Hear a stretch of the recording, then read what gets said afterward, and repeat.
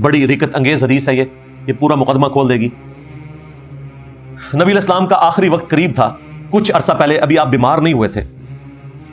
کسی کو اندازہ نہیں تھا کہ آپ دنیا سے جانے والے ہیں۔ سیدہ عائشہ کہتی ہیں کہ ہم نبی علیہ السلام کے پاس ساری بیویاں بیٹھی ہوئی تھیں، اتنے میں سیدہ فاطمہ وہاں تشریف لے آئیں، اور سیدہ عائشہ کا ذرا محبت کا انداز دیکھیں حضرت فاطمہ کا، انہوں نے ذکر خیر کیسے کیا ہے۔ کہتے ہیں اللہ کی قسم چال ڈھال میں بالکل رسول اللہ کے مشابہ تھیں وہ، یعنی وہ جب چلتی تھی لگتا تھا نبی علیہ السلام آ رہے ہیں سامنے سے،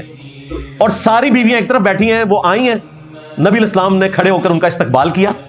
اور کہا کہ مرحبا پیاری بیٹی، پروٹوکول دے کر بٹھایا، اور پھر باپ اور بیٹی آپس میں گفتگو کرنا شروع ہو گئے۔ بیویاں دور بیٹھی ہیں، ان کو آواز نہیں آ رہی، سرگوشی ہو رہی ہے باپ بیٹی میں۔ تو نبی علیہ السلام نے ایک بات کی تو سیدہ فاطمہ رو پڑی، پھر نبی علیہ السلام نے ایک وقفے سے اور بات کی تو پھر انہوں نے اپنے آنسو پہنچے اور انہوں نے مسکرانا شروع کر دیا۔ اس کے بعد سیدہ فاطمہ تو خاموش ہو کے سائڈ پہ بیٹھ گئی، نبی علیہ السلام وہاں سے تشریف لے گئے۔ بیویوں نے موقع غنیمت جانا، سیدہ عائشہ کہتی ہیں میں فوراً فاطمہ کے پاس گئی، میں نے کہا کہ مجھے بتاؤ کہ رسول اللہ نے تم سے کیا بات کی ہے جو تم رو پڑی اور پھر ہنس پڑی۔ تو سیدہ فاطمہ نے کہا کہ میں رسول اللہ کا راز کبھی بھی افشا نہیں کروں گی۔ سیدہ عائشہ خاموش ہو گئی، انہیں بھی پتا تھا کہ ظاہر ہے یہ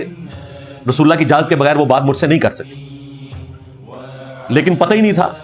کہ اس میں خبر کیا تھی، ورنہ تو وہ بیویاں بھی رونا شروع ہو جاتی وہاں پہ، اور بیویوں کو سنبھالنا زیادہ مشکل ہو جاتا۔ کچھ عرصہ بعد نبی علیہ السلام کی ڈیتھ ہو گئی۔ پھر سیدہ عائشہ نے دوبارہ پوچھا، انہوں نے وہ ذہن میں رکھی تھی بات، تو سیدہ فاطمہ نے کہا کہ ہاں اب میں آپ کو بتا سکتی ہوں، کیونکہ جو ایکٹیویٹی ہونی تھی وہ تو ہو چکی۔ تو سنیں، مجھے نبی علیہ السلام نے پہلی دفعہ یہ بتایا تھا کہ ہر سال حضرت جبرائیل علیہ السلام ایک دفعہ آتے تھے اور مجھ سے قرآن سنتے تھے۔ قرآن اسی صورت میں سنتے تھے جب ترتیب میں ہو، ترتیب میں نہ ہو تو آپ سنا ہی نہیں سکتے، اور دورہ قرآن کرتے تھے۔ میں حضرت جبرائیل کو قرآن سنایا کرتا تھا، پھر وہ گائیڈ کر دیتے تھے کہ اس آیت کو فلاں صورت میں فلاں جگہ رکھنا ہے، کیونکہ آیات بھی ساری اکٹھی نہیں نازل ہوئی، بڑی صورتوں کی تو مختلف اوقات میں آیات نازل ہوئی ہیں، تو دورہ قرآن سے پتہ چل جاتا تھا کہ اس ترتیب میں یہ صورت کو رکھنا ہے۔